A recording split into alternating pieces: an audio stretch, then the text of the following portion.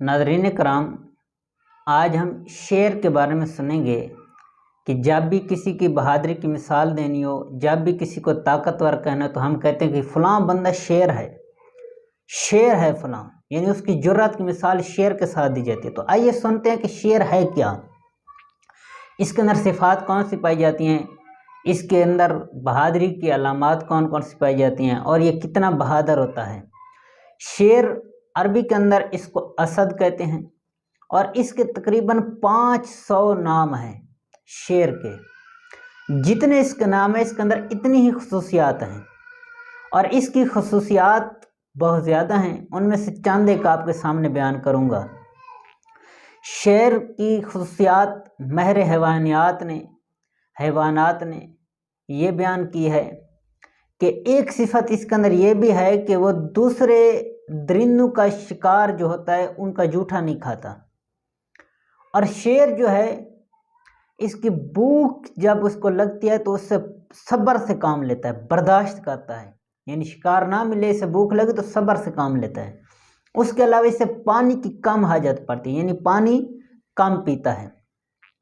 اس کے علاوہ اگر شکار کھاتے ہوئے شیر سیر ہو جائے، یعنی بھوک اس کی ختم ہو جائے، تو وہ وہیں باقی چھوڑ دیتا ہے اور پھر دوبارہ اسے کبھی بھی نہیں کھاتا۔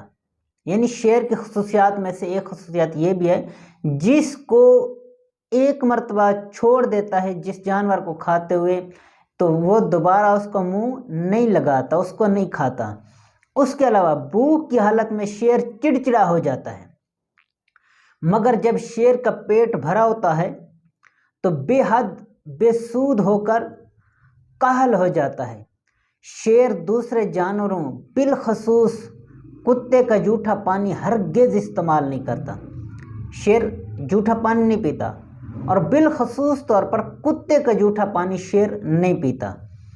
اس کے علاوہ بھی اس کی کافی ساری خصوصیات ہیں، تو یہ جن کو ہم شعر کی مثال دیتے ہیں کہ فلاں بندہ شعر ہے، فلاں بندہ شعروں کی طرح کام کرتا ہے۔ اور اس کے علاوہ آئیے سنتے ہیں شعر کی اور کیا کیا خصوصیات ہیں۔ اس کی صفات میں سے ہے کہ وہ بغیر چبائے اپنے سامنے والے دانتوں سے نوچ نوچ کر شکار کھاتا ہے۔ شعر کا لعاب کام آتا ہے، یہی وجہ ہے کہ اکثر و بیشتر شعر کا منہ گندا ہوتا ہے۔ شعر کی صفت یہ بھی ہے کہ وہ نہ ڈر، جرات مند اور بہادر ہوتا ہے، لیکن اس کے وصف کے ساتھ ساتھ اس میں بزدلی اور کم ہمتی بھی موجود ہوتی ہے۔ کتنا طاقتور ہے، کتنا بے باک ہے، نہ ڈر ہے، جرات مند ہے، لیکن شعر کس چیز سے ڈرتا ہے؟ تو شعر کی بزدلی کیا ہے؟ اس کے اندر یہ پایا جاتا ہے کہ مرغ کی آواز سن کر شعر پریشان ہو جاتا ہے۔ جیسے ہی مرغے کی آواز سنتا ہے شعر تو وہ پریشان ہو جاتا ہے، یعنی جنگل کا بادشاہ مرغے کی آواز سے پریشان ہو جاتا ہے۔ اس کے علاوہ شعر بلی کی خوفناک آواز سے ہراساں ہو جاتا ہے۔ اس کے علاوہ ہاتھ دھونے کا برتن کی آواز سے بھی شعر کے حواس ختم ہو جاتے ہیں۔ آگ جلتے ہوئے دیکھ کر یہ متعجب ہو جاتا ہے، یعنی شعر اگر آگ کو جلتا ہوا دیکھے تو تعجب میں پڑ جاتا ہے، حیرت میں پڑ جاتا ہے، حیران ہو جاتا ہے۔ شعر کی پکڑ بڑی سخت ہوتی ہے، اسے کسی بھی جانور سے محبت نہیں ہوتی، کیونکہ وہ دوسرے جانوروں کو اس قابل ہی نہیں سمجھتا کہ وہ جانور اس پر جوابی حملہ کر سکیں گے۔